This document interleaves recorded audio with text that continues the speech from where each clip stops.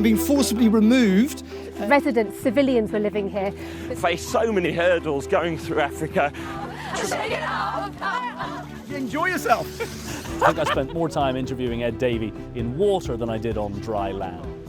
My most memorable moment of 2024 was crossing the Nile in Khartoum, the capital of Sudan, my hometown, after a year and a half siege. This bridge was no man's land. Civilians couldn't cross it. The military couldn't cross it. The city is connected by 9 bridges. It's where the 2 Niles meet, and I hadn't been able to cross the bridge in a long time. This is insane. This was a bustling residential area. I will never forget the times this year that I went into Gaza. Firstly, into the tunnels underneath Khan Yunis. They were hot, cramped, and it was where some of the hostages had been kept in cages. The length of time it must have to have created these tunnels must have taken years. We were among the first journalists on the ground as Russian troops, backed by artillery, drones and aircraft, launched a massive new invasion into northeastern Ukraine. We entered the town of Vovchansk as it was under fire and witnessed the terror of Russian strikes on people's homes. The bomb landed here just a bit earlier. You can see it's left a devastating crater. It's blasted this house. Residents, civilians were living here. Well, I remember getting up onto the roof of the Beast. Now, this is a freight train that runs from the south to the north of Mexico. If migrants jump on board, well, we join them. Now, bear in mind, it's on the roof of the train.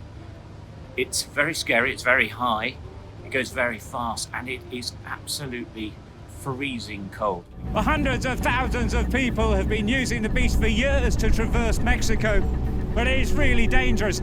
They're prey to the many gangs that control huge areas of Mexico. They often get robbed on this train. There's stories of rape, and many people have died riding it. On election night, I was at Donald Trump's victory party in Florida, as they called it, the greatest ever political comeback.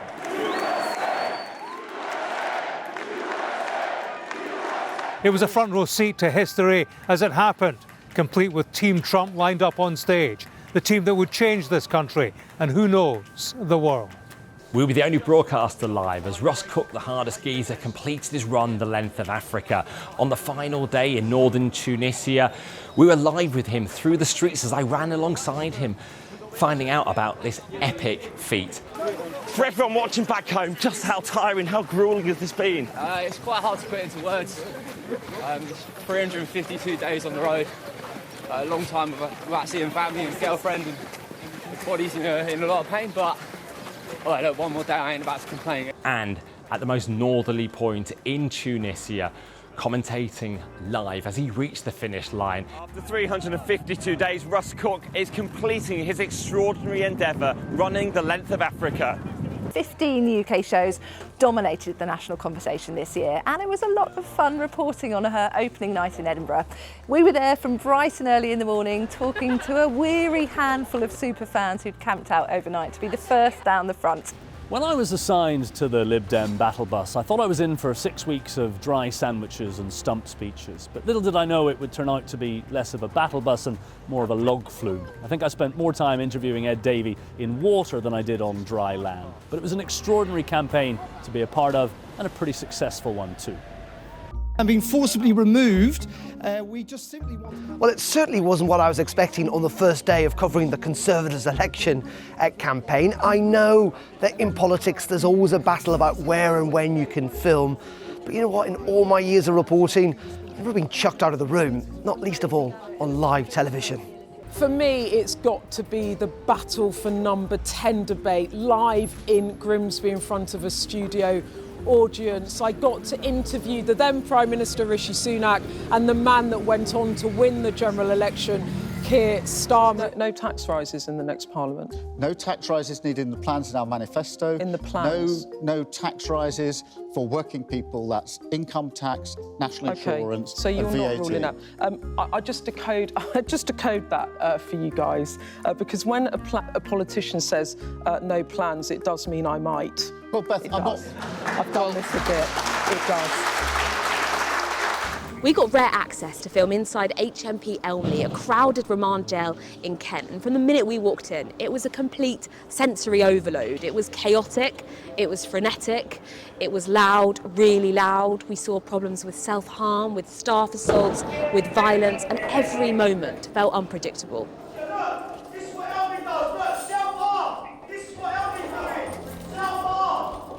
We'd been inside jail for all of 15 minutes. We were in a meeting with the governor, and in that moment an alarm went off and we were told that a staff member had been assaulted.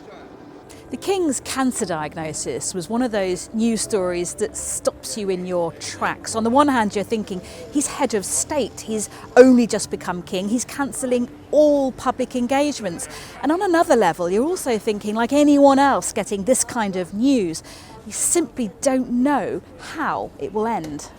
This summer I covered the Southport attacks, which was a really difficult story to cover because of what had happened. It was children at a dance class and their ages was another detail that was difficult to take in. As much as the details of that day and reporting live from the scene is etched into my memory, another thing that has stayed with me is how the community reacted in the days afterwards. The people who tried to stop and help, an eyewitness who I spoke to who gave his account of trying to support and help those families at the scene, but also the people who continue to pay tribute to those families. So it's one of those stories that we saw the worst of what could happen, but also the best of people at the same time, which is so much of what news is about.